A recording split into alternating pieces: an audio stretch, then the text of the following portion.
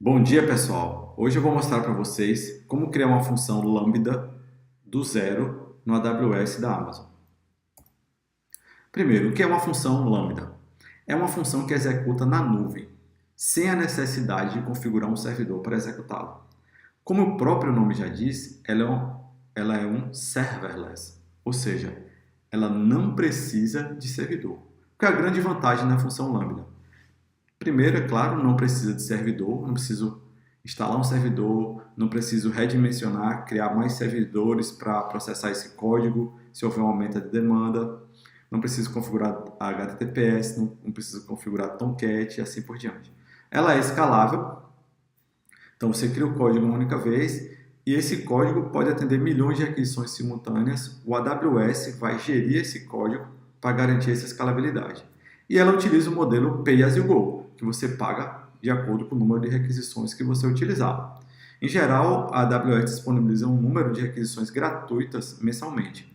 O número atual hoje é de 1 milhão de requisições, então você só vai pagar a partir desse número. Qual é a desvantagem? Ela só é útil para processamento de curta duração.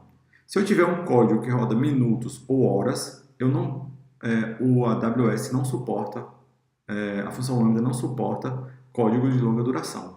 Apenas código que demora alguns segundos ou milissegundos. Então é ideal para APIs e fazer poucas requisições que não são muito custosas a banco de dados. Como funciona? A função lambda ela é disparada a partir de uma lista de gatilhos e ela utiliza uma série de recursos. Os gatilhos podem ser os mais diversos possíveis. A API Gateway é o mais tradicional e eu vou mostrar na aula seguinte como configurar o API Gateway para disparar uma função lambda. Mas você pode utilizar também o Alexa, Internet das Coisas, eventos de log, evento que ocorreu no DynamoDB, que é um banco de dados, eventos do S3, Kinesis e assim por diante. Esses eventos são adicionados manualmente.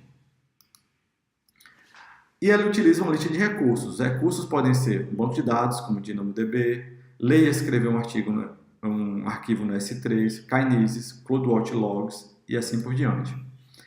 Para cada um desses recursos que eu adicionar, é preciso configurar a política de acesso no console do IAM. Numa aula futura, eu vou mostrar como configurar a política de acesso para acessar o DynamoDB. Vamos mostrar agora como criar uma função do zero. Ao clicar em criar função, a gente tem uma tela parecida com essa no Amazon AWS. Então o que a gente vai fazer hoje? Criar a função do zero, colocamos o nome para essa função e escolhemos a linguagem de programação, que pode ser C#, Java, Go, Node.js, Python e Ruby. Eu sugiro linguagens interpretadas como Python e Node.js, porque você pode programar, principalmente para código simples, você pode programar direto na IDE do AWS. E, finalmente, colocar as permissões básicas dessa função. Como essa função é muito simples, a gente não vai configurar essa etapa aqui.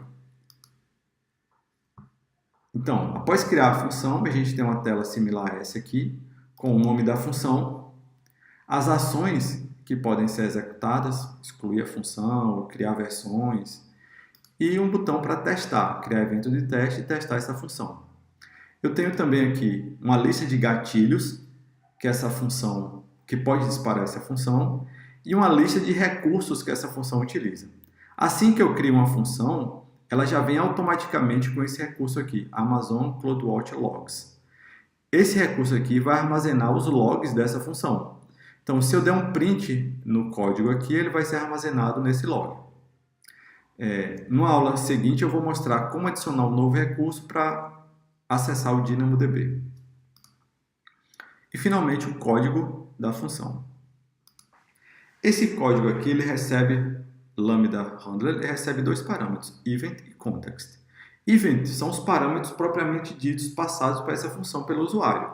E context é um objeto contendo informações relacionadas à execução dessa função. Esse código aqui é bem simples. O que é que ele faz?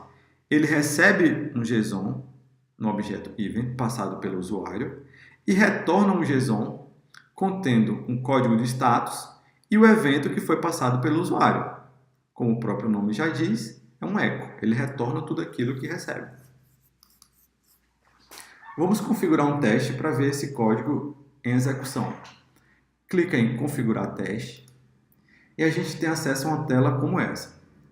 Coloca o nome do evento de teste, nesse caso aqui, echo teste, e o JSON que vai ser passado por parâmetro.